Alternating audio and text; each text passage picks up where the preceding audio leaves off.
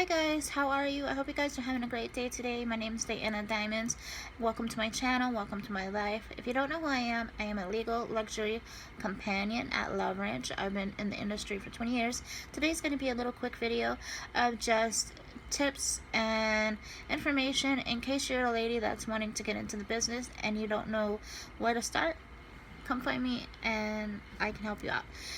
Anyway, first things first, if you don't love yourself, don't do this job. If you can't take criticism and people not picking you and things like that, don't do this job.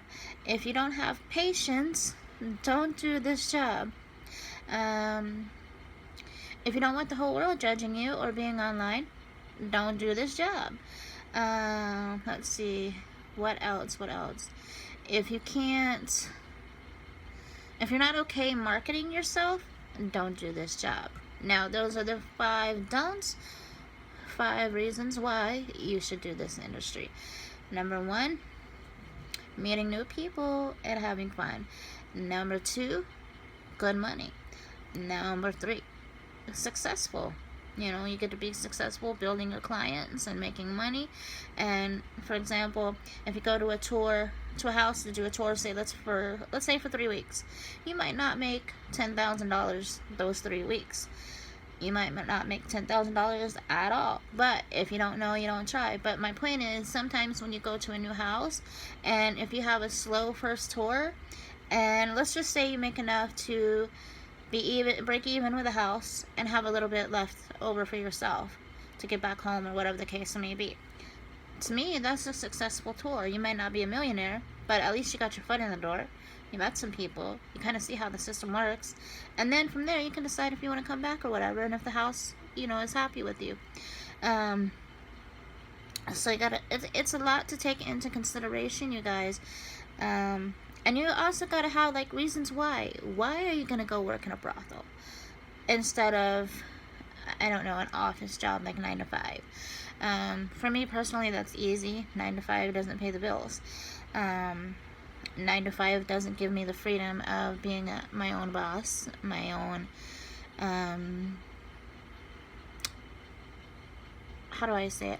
Like, 9 to 5 just doesn't let me be me. And I don't like that too much. That's why I don't do 9 to 5. I did that for a while. I went back to corporate America, and no. Love Ranch is where I stay, and I'm so thankful for that.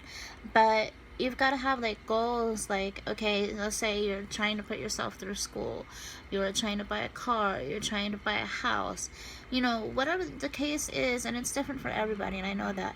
But what I'm saying though is you gotta have like, be goal oriented, and like you can feel good about going to work in a brothel instead of just be like, oh, I'm just gonna go and try it out, hang out, and you don't know what you're gonna get. I mean, you're not gonna know anyway. But what I'm saying though, it's best to have those kind of goals in mind. For example, like I said, buying a car, buying a house, whatever. Or if you don't have something like that, have a certain dollar amount, you know, that you're trying to get. 1,000, 2,000, 4,000, whatever the case is that you have in the back of your mind that you want to try, you can do that too. So that way, when you get to the house, let me kind of explain how it works. Once you get hired by the house, and I'll explain that in a minute, it's a process. You have to go get your sheriff's card to work, and you have to get fingerprinted. They take your fingerprints, they take your pictures, and depending on the house, like where I work, it's around $80 to $100, and I believe it's good for a year.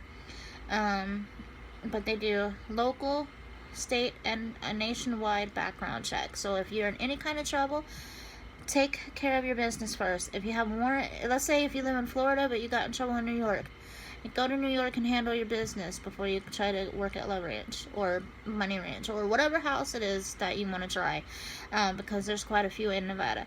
And how do you find a house? That's a good question too. Go on Google, type in active brothels in Nevada. Matter of fact, while I have you right here, I'm going to do that because I'm sitting in front of my computer with you guys. So I'm going to see, I'm going to scoot you guys just like that for a second, and I'm going to see, hold on, or you can put in open brothels in Nevada. Let's see. And then I'm gonna scoot you back here. Sorry, just so I can read this offline for you guys. First thing that comes up is Wikipedia, which is great for information. I'm gonna click on that. It says list of brothels in Nevada. So I might do a video on that. But you can go and Google and get a little information there as well. So I would suggest, like, decide, like, do you want to work Las Vegas? Do you want to work Reno? Do you want to work Elko? Do you want to work Battle Mountain? Well, get a map of Nevada and find the areas that appeal to you. And then you can also go on Google and say, okay, let's say brothels in Las Vegas. Here's the thing about Las Vegas, you guys. Please remember this. Prostitution of any kind is illegal in Clark County, aka Las Vegas, Nevada. You have to go about an hour away to the city of Pahrump to go to a couple places out there. I'm not going to mention their names right now, but you can Google that and you can see what they're about. And if that's something that appeals to you, then apply there. You want to make sure your hair is done, your nails are done. You want to make sure that you look and feel your best, because you are there to sell your image. And if you're looking raggedy, they're not going to hire you. You're not going to get to go work. And if you do get to go work, you're not going to make any money. You know, I mean, because you also have to think of it like, if you've ever been to a strip club and you've hung out with dancers, then you kind of understand that they're dancing and they're projecting a fantasy. And it's the same kind of concept with brothels. The only difference is you can do a whole lot more in a brothel than you can in a strip club. And it's a lot better in my opinion, because I was a dancer in Atlanta for a long time, and that's why I stay with brothels, because it's plain and simple. And yeah, but go, like I said, go on Google, get a map of Nevada. You can pull it up and you can find Las Vegas, you can find Reno, Elko, Battle Mountain, like I said earlier, and you can kind of just see. You would type in brothels near Reno, brothels near Battle Mountain, brothels near Las Vegas, whatever the case may be, and you can kind of do your research that way. Or if you need help, email me. I'll do the best that I can to kind of guide you. I can't tell you where to work, nor am I trying to. I'm just trying to give you a little bit of advice, so that way you'll know what to expect. Now, once you find, I would suggest like 2 or 3 different places. Write them down on a piece of paper or your phone or whatever you have. Go to their websites if they have one. Check it out. Look at the ladies, who is available, and you kind of see what they look for. And then take some recent photos, or if you have some recent photos, hit apply or email, however they have that set up on their website. Each house is different. Each house looks for a different type of lady. So that's why I say take 3 and apply to those 3. You may or may not hear back from them. Then what will happen is, let's say, okay, for example, you apply to my house where I work, Love Ranch, okay? And you send them your information and your pictures and everything else. Madam Suzette, or the GM of the Bunny Ranch, will sit down, review your information, review your photos, decide if they're interested in you, and let's just say they send you a welcome email. Okay, what is a welcome email? For most houses, it's saying, hey, congratulations, we're interested in you. The next step is to be scheduled to come work. So what happens then is you have to decide on your calendar in your personal life how long you want to stay and work, when you want to go, and when you want to leave. And honestly, it's best to stay at least for 2.5, 3 weeks. That way you can kind of see how things go. You can kind of get the feel of the place, the people that work there, and then you can decide, okay, I'm going to go home for however much amount of time, or I'm only going to do this one time, and that's it. You know, everybody's different. So I think it's best to apply to 3 places. That way, if you, say for example, you get 3 houses that you're interested, you hear back from all 3. That's awesome. I would find the one that you are most interested in first, and go to that one. Check that one out for a couple weeks. Then if you have the means to do so, maybe after the tour at that house, you could go to the next one, and then to the next one, and then you could like brothel hop. I did that for years, you guys. What is brothel hopping? It means when a lady works at 1 or 2 more houses, okay? So like for years I worked at a place out in Wells. Wonderful house, wonderful ladies, great madam, and I loved it there. And then I would go to another house about 3 hours away. I loved it there too. And I would go there to one house for like a month, and then I would leave and go home, and then I would go to the next house, and then I would bounce back and forth for a couple months, and then I'd be home for a couple months. That's the beauty of this industry, you guys. You can kind of get it to work in your favor, and that's one reason that I stay around, because like I said, 9 to 5 you're stuck in a desk or wherever, and that's it. And for me, it's not enough money, you know.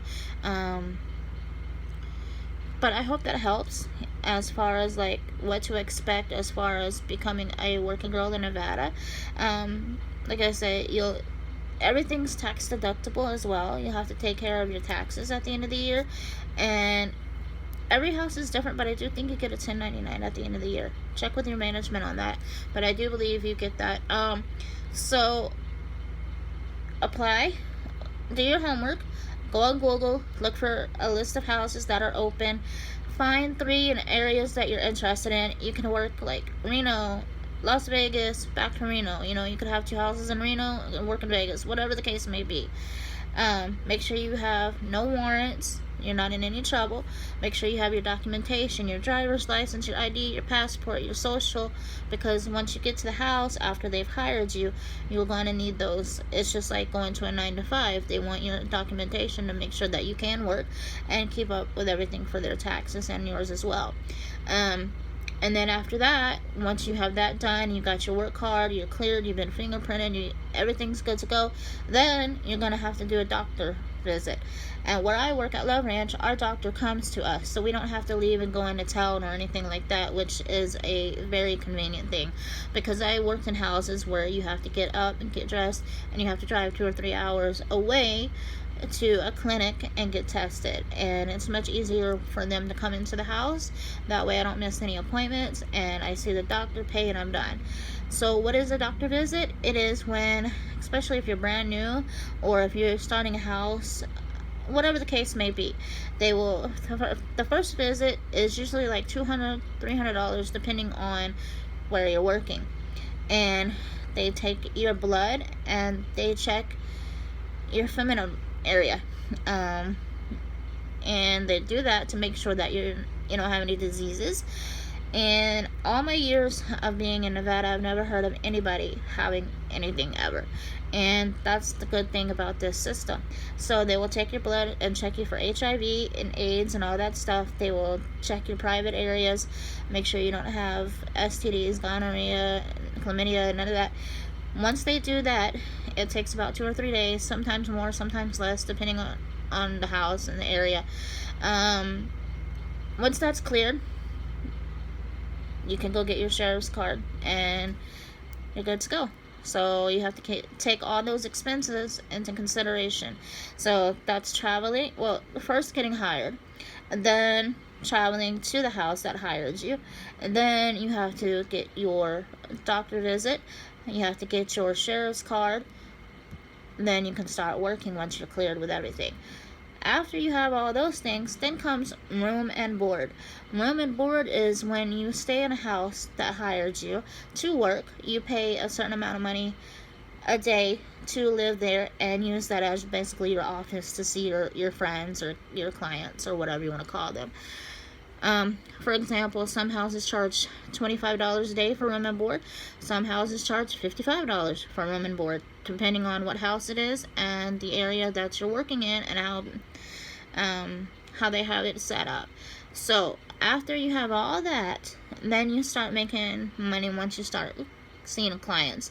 So let's just say, for example, hypothetically, you spent already like $800 just to get started. Let's say you